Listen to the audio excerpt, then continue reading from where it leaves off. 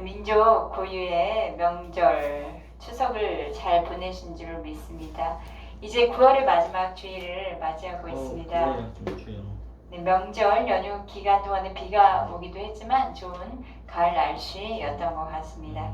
코로나 인해서 제약이 있었지만 명절을 보낼 수 있고 또 때로는 가족들도 함께 할 수 있었던 것으로 감사한 일이라 생각합니다. 현재 이제 1차 코로나 백신 접종률이 70%를 넘었고 또 2차 접종률도 43%가 넘었다고 합니다. 백신 접종률이 이제 높아지면서 위드 코로나로 전환하는 것에 대한 기대감이 커지고 있는데요.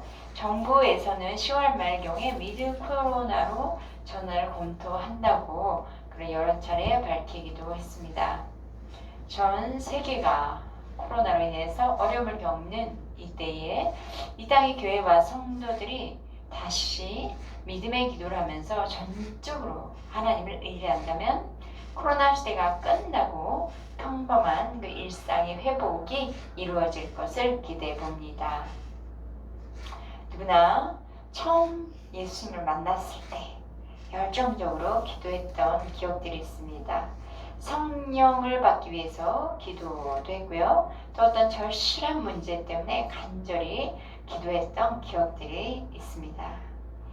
돌아보면 뜨겁게 믿음으로 기도했던 그 시절만큼 다시 기도에 뜨거운 열정이 회복되었으면 좋겠다는 생각을 해봅니다. 처음 주를 만났을 때, 그리고 성령의 충만함을 받았을 때, 또 질병을 가지고 기도했을 때, 그런 여러 가지 문제를 가지고 기도했을 때 회상하면서 우리 모두 다 주 안에 같은 믿음과 또 같은 열정으로 다시 기도를 회복해야 할 줄 믿습니다. 하나님께서 장기간 코로나로 어려움을 겪게 하신 것은 우리 각자가 주를 향한 첫사랑을 회복하고 다시 뜨겁게 기도하기 원하시는 아버지의 마음이 담겨진 시련이라고 볼 수 있습니다. 하늘 아버지는 우리가 믿음으로 간절하게 기도하길 원하십니다.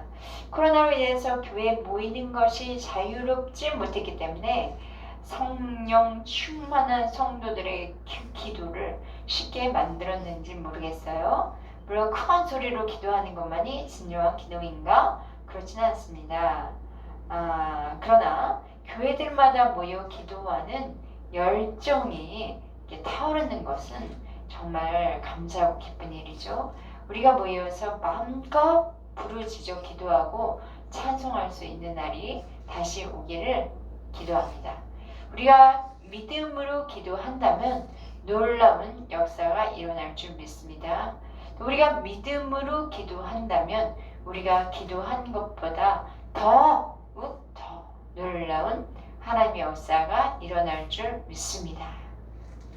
우리는 데살로니가 전서 말씀에 있어요. 쉬지 말고 기도하고 범사에 감사하며 찬송하는 삶을 살아가는 그런 그리스도인들입니다. 언제나 우리들의 입술에는 그 기도와 또 하나님을 향한 찬송이 계속되어야 합니다.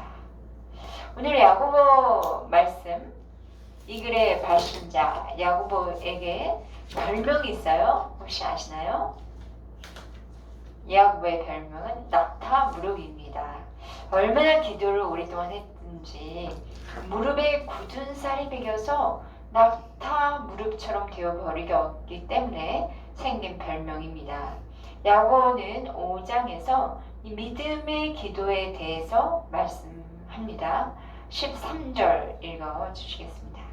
너희 중에 고난당한 자가 있느냐? 그는 기도할 것이요. 즐거워하는 자가 있느냐? 그는 찬송할지니라. 우리가 살아가면서 불행한 일을 겪게 되거나 또 생각지 못했던 재앙으로 인해 경제적인 어려움, 육체적인 어려움으로 타격을 받을 때가 있습니다.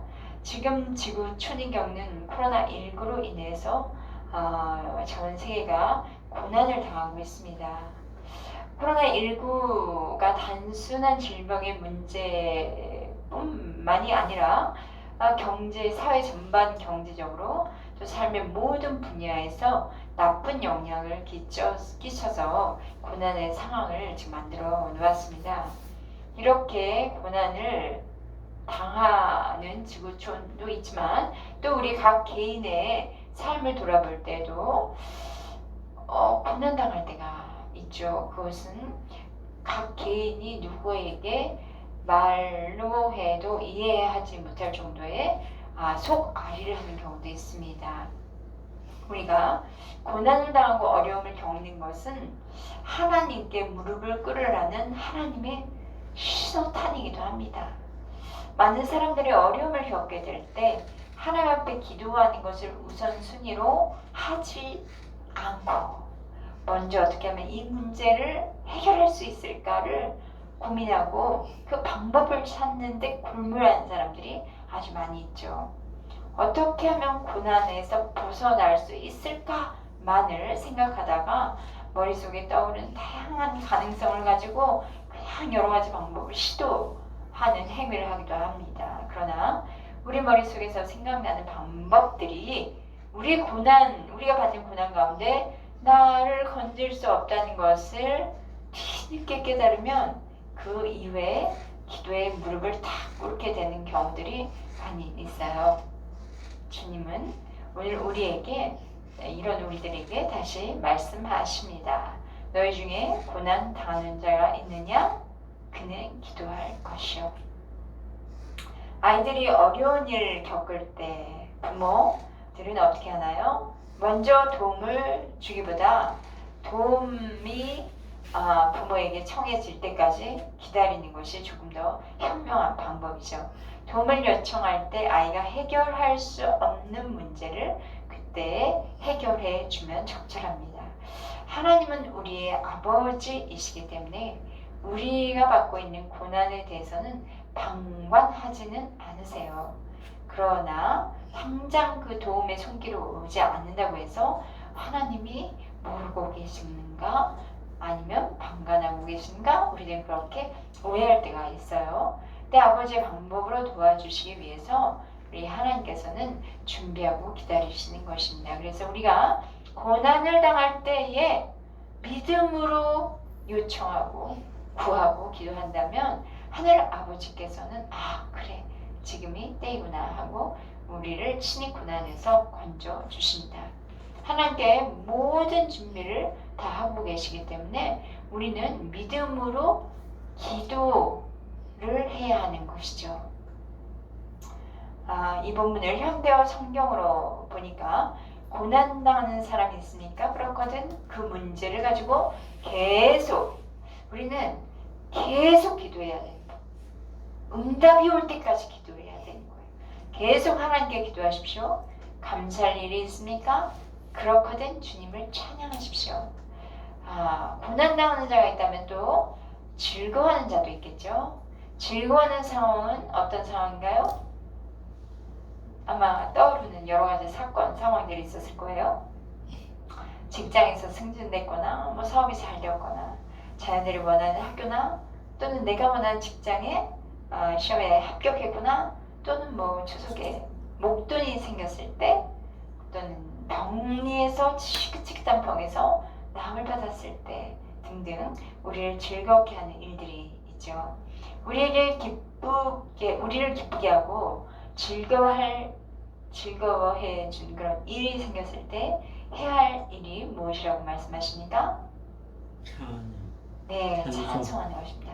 근데 즐거운 일이 생기면 기뻐하면서도 자칫 방종에 빠지는 일이 있어요. 또는 자신만 생각하고 즐거운 일이 생겼네 이것은 참 그러면서 자신을 드러내고 자랑하고 싶어요. 따라서 야고보서는 즐거워하는 자는 하나님께 감사하는 마음으로 찬송 드리기를 권면하고 있습니다.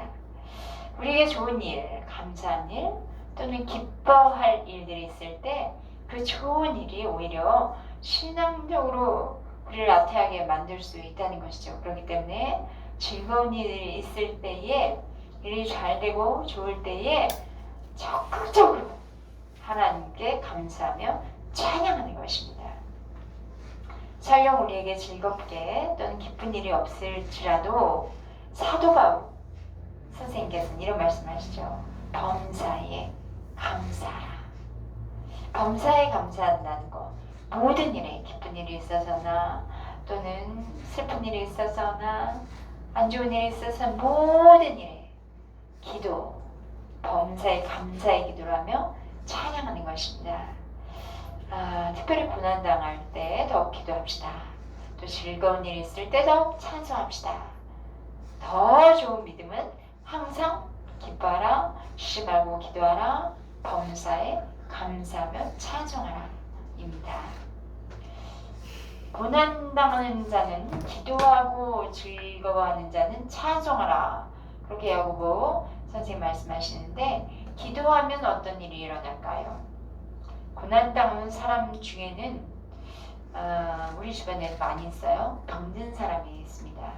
하나님은 코로나 시대를 살아가는 우리들에게 이런 말씀해 주십니다. 14절 읽어주십시오. 너희 중에 병든 자가 있냐? 그는 교회의 장로를 초청할 것이요 그들은 주의 이름으로 기름을 바르며 그를 위하여 기도할지니라. 네, 아멘. 병든 자는 교회 장로들을 청하라 말씀하는데, 장로는 교회의 지도자를 말합니다. 그래서 초대교회 시대에 교회 감독, 영적인 지도자들을 통틀어서 다 장로라고 불렀습니다. 그러니까 오늘날 교회에 장로님, 또 뭐 그 중에 그런 장로님이란 직함이 딱 있었던 게 아니라 영적인 지도자를 다 통틀어 장로라고 불렀다는 것이죠. 요한 사도, 베드로 사도도 본인 자신을 소개할 때도 장로라고 소개하기도 했어요. 따라서 여기서 장로라고 한 것, 그 장로를 지금 교회 지도자들을 초청해서 함께 병든 자를 위해서 기도하라는 것이죠. 교회 영적 지도자를 초청해서 병 고침을 위해 기도해야 합니다. 병든 사람은 혼자서 끙끙 앓고 또는 뭐 혼자서 은밀히 기도할 수도 있지만 사실은 중보 기도가 필요할 때예요. 그래서 우리는 서로 돌아보며 병든 자가 있으면 또 내가 병을 가지고 있다면 그것을 적극적으로 중보 지원, 기도 지원을 받는 것이 필요합니다. 14절을 다시 보면 너희 중에 병든 자가 있느냐? 그는 교회 장로들을 청할 것이요 그들은 주의 이름으로 기름을 바르며 그를 위하여 기도할지라 라고 말씀하고 있는데요. 이 병든 사람은 교회 지도자들을 초청해서 치유를 위한 기도를 받으라고 말씀하는 것이죠. 교회 지도자들은 병든 사람을 위해서 기도할 때 어떻게 기도합니까? 우리를 위해서 채찍에 맞으신 예수님의 이름으로 기도하는 것이죠. 내가 치유에 어떤 능력이 있어서 그를 위해 기도해 주는 것이 아니라 나를 통로로 예수님이 채찍에 맞으신 그 예수님의 이름이 나를 통로로 해서 중보를 기도해 주는 것입니다. 베드로 사도는 베드로전서 2장 24절에 이렇게 말씀합니다. 친히 나무에 달려 그 몸으로 우리의 죄를 담당하셨으니 이는 우리로 죄에 대하여 죽고 의에 대하여 살리하려 하심이라. 그가 채찍에 맞음으로 너희는 남을 얻었나니 라고 말씀하셨습니다. 우리는 우리의 질병이 고침받는 것은 예수님께서 채찍에 맞으심으로 우리에게 나음을 주시는 하나님의 은혜입니다. 부활하신 예수님께서는 저희들에게 이런 말씀하셨어요. 마가복음 16장 18절 말씀입니다. 뱀을 집어올리며 무슨 독을 마실지라도 해를 받지 아니하며 병든 사람에게 손을 얹은즉 나으리라 하시더라. 병든 사람을 위해서 기도할 때에 우리의 질고를 위해서 우리의 연약함을 위해 채찍에 맞으신 예수님의 은혜로 고침받기를 위해서 다 같이 중보 기도해야 합니다. 특별히 질병을 위해 기도할 때에 병든 사람에게 손을 얹은즉 나을 것이다 이런 말씀하셨는데 이 말씀을 하셨기 때문에 우리도 그 말씀에 근거해서 손을 얹고 기도할 수 있다는 거죠. 이 손을 얹고 기도한다는 것을 안수 기도라고 표현을 합니다. 그래서 우리 아플 때 다 같이 특별히 우리 교회 지도자 되시는 또는 뭐 그 가정의 지도자, 영적 지도자인 부모님과 함께 손을 얹고 기도할 때에 하나님의 역사하신 힘이 크다는 것입니다. 야고보는 병든 자를 위해 기도할 때에 특별히 기름을 바르며 기도하라 말씀합니다. 기름을 바른다는 것, 그것은 고대에서는 일종의 약을 사용하는 개념으로 이해할 수 있습니다. 그러므로 기름을 바르며 기도한다는 말은 의약을 사용하면서 동시에 기도한다는 의미로 해석할 수 있어요. 근데 어떤 사람들은 주장하기를 치유를 위한 기도할 때는 의술을 전혀 사용하지 말고 약도 복용하지 말고 오직 기도로만 해야 한다. 치유 기도를 해야 한다. 라고도 하는데 오늘의 본문 말씀을 볼 때 그 시대의 문화적인 종교적 배경과 연결해서 본다면 기름을 치유의 수단으로 사용했던 거죠. 그래서 기름 치유의 수단, 뭐 의학을 이용하면서 기도하는 것, 그 의학도 하나님이 주신 우리에게 인간에게 주신 그런 병에서 나음받는 효과적인 수단이기 때문에 그것을 사용하면서 기도하는 것은 결코 잘못된 것이 아니라는 것을 알 수가 있습니다. 당시에는 올리브 기름을 사용했던 것 같아요. 그래서 성령의 임재하심과 함께 치유의 역사가 일어나도록 기도한 것입니다. 15절 읽어주시죠. 믿음의 기도는 병든 자를 구원하리니 주께서 그를 일으키시리라. 혹시 죄를 범하였을지라도 사하심을 받으리라. 병든 자가 교회에 지도자를 초청해서 기도할 때에 지도자는 이제 믿음으로 기도를 합니다. 믿음의 기도를 합니다.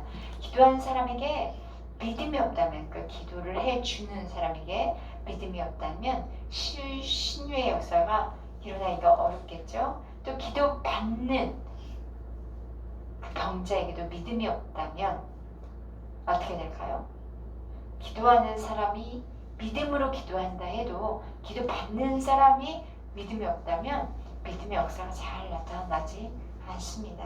동시에 믿음으로 기도를 해야 돼. 받는 사람이나 기도를 해주는 사람이 둘 다 믿음이 있을 때 강하게 믿음의 역사가 일어나서 치유하시는 하나님의 은혜를 경험하게 된다는 것입니다. 그러므로 병자에도 믿음의 기도가 필요하고 또 기도해 주는 영적 지도자도 믿음으로 기도하는 것이 필요합니다. 서로 함께 믿음으로 연합하여 기도하는 것이죠. 15절에서 병든 자를 구원하리니 라고 말씀하고 나서 주께서 그를 일으키시리라 말씀합니다.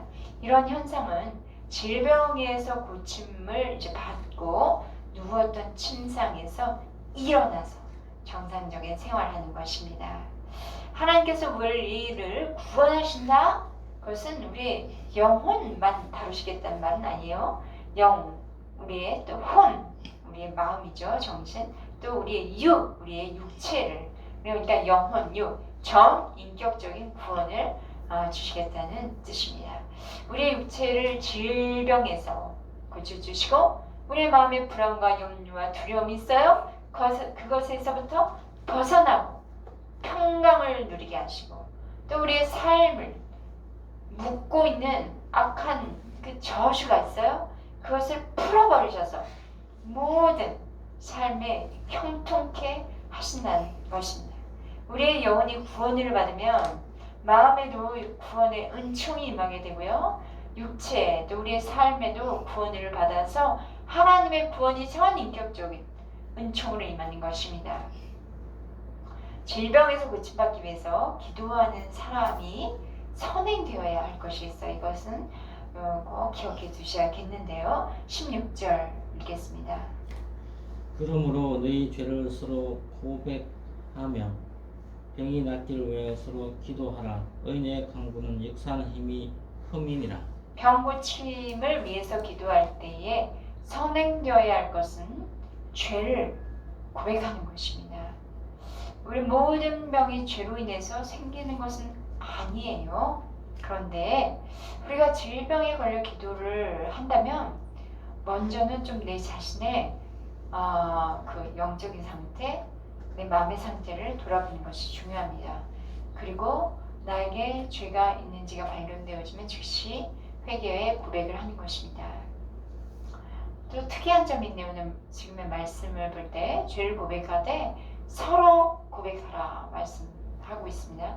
기도해 주는 사람도 병자를 위해서 기도하기 전에 기도해 주는 사람도 자신을 돌아보라는 거예요. 나에게는 죄가 있는가? 죄가 생각나면 고백하고 회개하고, 또 병자도 자신의 죄를 깨닫고 회개하고 기도하는 것입니다. 죄를 고백하라 라고 했는데, 죄를 고백하라는 것은 천주교에서 고해성사라는 행위가 있어요. 이것은 아닙니다. 고해성사는 신부님에게 고해성사 자기의 죄를 고백하는 것이고요.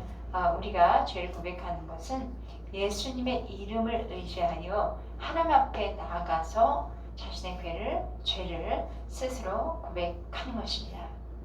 서로 기도하라. 이 서로 기도하라 인 것은 아까도 얘기했지만 합심하여 기도하는 것입니다. 야고보서가 쓰여진 이 초대 교회는 마음을 같이하여 기도하기를 힘쓰는 그런 공동체였습니다.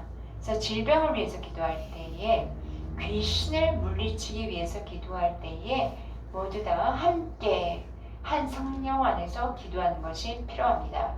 마태복음 18장 19절에 이런 말씀이 있습니다. 진실로 다시 너에게 이르노니 너희 중에 두 사람이 땅에서 합심하여 무엇이든지 구하면 하늘에 계신 내 아버지께서 그들을 위하여 이루게 하시리라. 16절에 믿음의 기도에 대해서 말씀하면서 병든 자를 위해서 기도할 때 마음을 같이하여 서로 기도하기를 힘쓰라 말씀하시고요. 의인의 간구는 역사한 힘이 크다 말씀하십니다. 의인이란 어떤 사람이에요? 죄가 전혀 없는 그런 무흠한 사람을 의인이라고 말하나요? 여기서 의인은 그렇지 않습니다. 의인이란 죄 가운데 살았지만 회개하고 그리스도 예수의 보혈로 씻음을 받아 하나님께 의롭다고 인정받은 사람입니다. 서로 죄를 고백하고 서로 기도할 수 있는 근거가 바로 이것이에요. 내가 무흠한, 정말 잘못에 조금도 하지 않은 인간이기 때문에 기도해 주는 것이 아니라 하나님 앞에 자신의 죄를 회개한, 그래서 주님으로부터 인침을 받은 그런 사람이기 때문에, 죄 사함을 받았기 때문에, 의롭게 되었기 때문에 이렇게 서로의 죄를 고백하면서 이제 서로 위해서 기도해 줄 수 있는 것입니다. 이렇게 의롭다고 인정받은 사람들의 기도에는 역사하는 힘이 크다는 것입니다. 의인의 기도는 역사하는 힘이 크다는 것을 설명하기 위해서 야고보는 예를 들어요.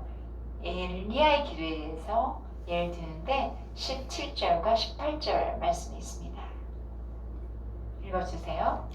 엘리야는 우리와 성정이 같은 사람이로되 그가 비가 오지 않기를 간절히 기도한즉 3년 6개월 동안 땅에 비가 오지 아니하고 다시 기도하니 하늘이 비를 주고 땅이 열매를 맺었음이니라. 네, 이 말씀은 구약의 왕정 시대에 배경하고 있습니다. 아합 왕으로 그가 통치하던 이 열왕기 시대에 선지자 엘리야가 기도를 하자 3년 6개월 동안 비가 오지 않았습니다. 그리고 다시 기도하자 3년 6개월 동안 비가 오지 않았던 그 땅에, 아주 황폐한 땅, 메마른 땅에 비가 내렸습니다. 물론 엘리야의 기도는 하나님께서 그렇게 기도하라고 하셨기 때문에 순종해서 한 기도였습니다. 선지자 엘리야는 죽지 않고 승천한 분이어서 훌륭한 아주 그냥 대단한 사람인가? 네, 그는 성정은 우리와 같은 신적인 존재가 아니라 우리와 같은 육신을 입고 살았던 사람이에요. 그런 엘리야 선지자께서도 기도할 때 비가 오지 않고 다시 기도할 때 비가 왔던 것처럼 그처럼 하나님 앞에 순수한 믿음의 사람의 기도, 하나님 앞에 죄사함을 받아 깨끗하고 정결한 사람들의 기도는 놀라운 역사를 이룰 수 있다는 것을 말씀하신 것입니다. 그러니까 우리도 평범한 우리들이라 할지라도 죄의 용서를 받아 정결하게 되어 모든 우리 아픈 우리 영혼들, 지체들, 가족들을 위해서 중보, 합심기도 해주면 의인의 기도로 하나님 받으시고 그 놀라운 하나님의 힘을, 능력을 경험할 수 있다는 것이죠. 우리가 예수를 믿고 어렵다고 인정받아 이렇게 마음을 같이하여 기도합시다. 큰 역사가 일어나게 될 것입니다. 가장 큰 능력의 기도는 어떤 것일까요? 19절과 20절 읽겠습니다. 내 형제들아 너희 중에 미혹되어 진리를 떠난 자를 누가 돌아서게 하면 너희가 알 것은 죄인을 미혹된 길에서 돌아서게 하는 자가 그의 영혼을 사망에서 구원할 것이며 허다한 죄를 덮을 것임이라.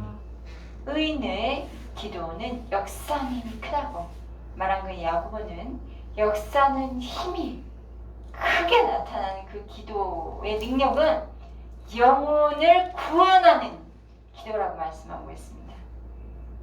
형제 중에 미혹되어 진리를 떠난 자가 그 미혹된 길에서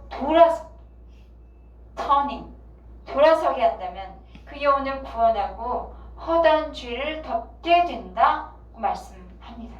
이 말은 믿음의 기도의 결론이 무엇인가? 영혼을 구원하는 기도라는 것이에요.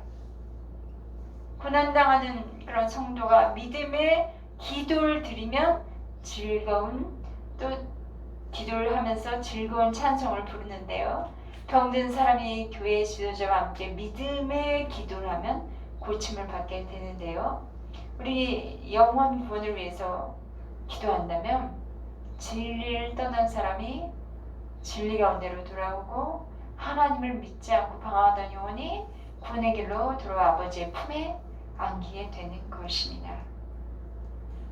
믿음의 기도로 문제를 축복으로 바꾸고 또 질병을 건강으로 바꾸고 죽어가는 영혼을 구원으로 바꾸는, 그래서 결국 영혼이 잘 되고 범사가 잘 되고 강건하게 되는 예봉교회 모든 성도님들 또 가족들이 되시기를 주의 이름으로 축복합니다.